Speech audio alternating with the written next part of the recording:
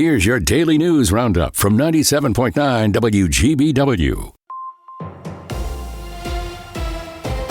From the 97.9 WGBW newsroom, I'm Connie Fellman with this local news update. While floodwaters are finally beginning to recede in some areas, that's not the case in Fremont. Waters continued to rise there yesterday, even though they didn't get any rain on Saturday. That's because the Wolf River flows down from Shiocton and New London. Wapaka County posted an update over the weekend asking residents to evacuate as water made its way through neighborhoods and closed roads as far away as a quarter mile from the Wolf River. The village has a shelter available at Hortonville High School and sandbags ready for those still battling the rising waters. Check your local municipality's website or social media pages for the latest updates. Multiple roads between Clintonville, New London, and Shiocton are still closed from the flood. Authorities are asking drivers to check the 511 map for road closures before driving near that area. Starting today, anyone impacted by flooding in and around New London can get a free hot meal. Tyson Foods is deploying its Meals That Matter disaster relief team to its New London facility. Today through Wednesday from 11 a.m. to 4 p.m., volunteers from the company will serve hot meals. They can serve anywhere from 2,000 to more than 10,000 meals a day based on community needs. Meals will be distributed from the facility's lower parking lot on County Road D in New London. Cleanup continues today after widespread storms and flooding continued into the weekend.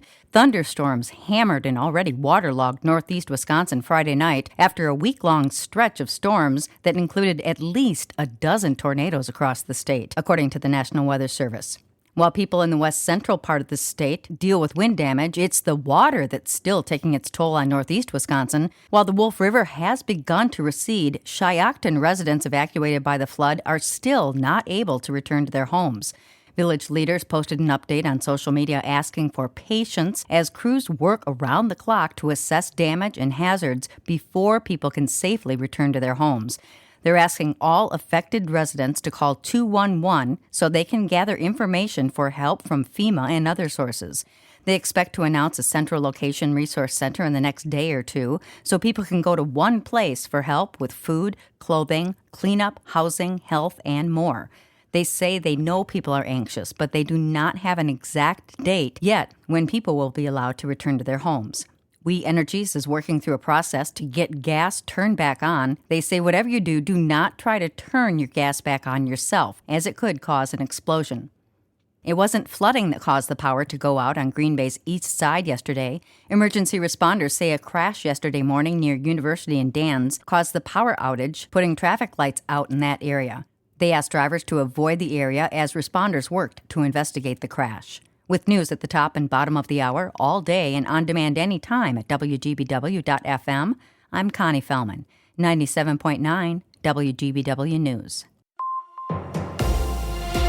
With Civic Media News, I'm Terry Miller. At least 13 tornadoes hit Wisconsin Friday as storms brought more damage, flooding, hail, and power outages across the state. The hardest hit area was Marathon County, where an EF3 tornado damaged or destroyed at least 75 homes in the village of Ringel. Officials say no one was killed or seriously hurt, but crews spent the weekend rescuing people trapped and clearing debris. Flood warnings are still up in several counties, and some communities are dealing with evacuation orders as rivers keep rising.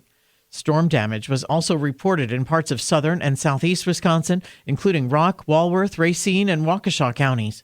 Further north, crews are still surveying damage in central Wisconsin and up through Oconto County. The DNR is warning that heavy rain and flooding could contaminate private wells across the state. Officials say floodwater and runoff may carry bacteria and other contaminants that can affect drinking water and increase the risk of illness. Private well owners are urged to test water, especially if they notice changes in taste, color, or sediment. People are advised to stop using contaminated water, disinfect wells, and test them before use. Authorities say public water systems remain safe, but warn contamination is possible. Around 1,000 animal rights activists were hit with tear gas and rubber bullets during a failed attempt to raid a Dane County Beagle research lab Saturday. The protesters targeted Ridgeland Farms in Blue Mounds, a breeder for medical research, and attempted to rescue the dogs. Officials say protesters brought tools to break in, and one person drove a truck through the front gate. Law enforcement and private security stopped the attempt, arresting at least 26 people. Authorities say no animals were taken from the facility. The lab is set to surrender its breeding license later this year after a special prosecutor found it had performed experiments that constituted animal mistreatment. More news is available at civicmedia.us.